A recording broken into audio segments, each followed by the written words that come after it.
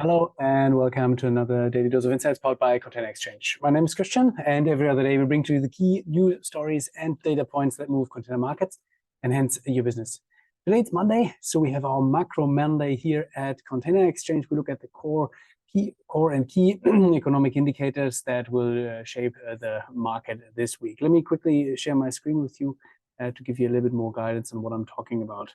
Please don't focus so much yet on the graph, and we'll start up here with a big inflation and interest week ahead.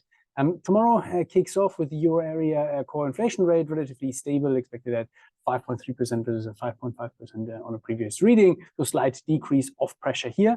And then Wednesday, the UK follows suit with core inflation rate expected at 6.8 versus 6.9 previously, so also there a little bit of a reduction on the inflationary pressures. And then the week really kicks off. We have Wednesday, the Fed having their interest rate decision, expected to keep their rates relatively stable at 5.5%. Thursday, Bank of England follows with an expected increase in interest rate by 25 basis points to 5.5%. Well, that's relatively in line what we would expect if you look at that relatively high level of core inflation rate still here in the second bullet. And then on Friday, the Bank of Japan actually closes the week.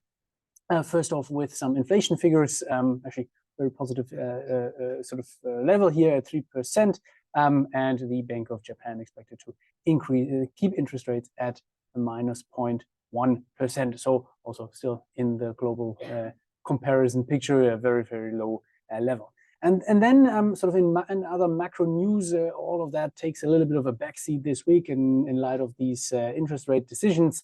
We actually have the S&P US manufacturing PMI, so manufacturing purchasing manager index, come in on Friday, and it is expected to continue in its sub 50-point territory. So I just marked this in light red here. Over the last roughly 10 years, you see that the manufacturing PMI has mostly traded in above 50 territory, and 50 is sort of the threshold which denotes expansion from contraction. You only had the beginning of COVID here with a significant contraction below 50 points. And now, since a couple of months, actually, you see the manufacturing PMI in negative territory, so negative outlook on the months to come, and that still continues here. So a little bit of a dark clouds over the manufacturing industry in the US, but here the Fed expected to keep interest rates at 5.5%. Apart from that, the industry has been talking a lot about long-term rates, shipping rates, short-term rates, the pressure of incoming capacity versus a lack of demand. But we talked about this last week sufficiently, and of course there will be news coming in over the course of this week, but we'll touch base on that in one Wednesday and Friday. That's it from us for today. Thanks a lot for tuning in. Have a fantastic start into the weekend.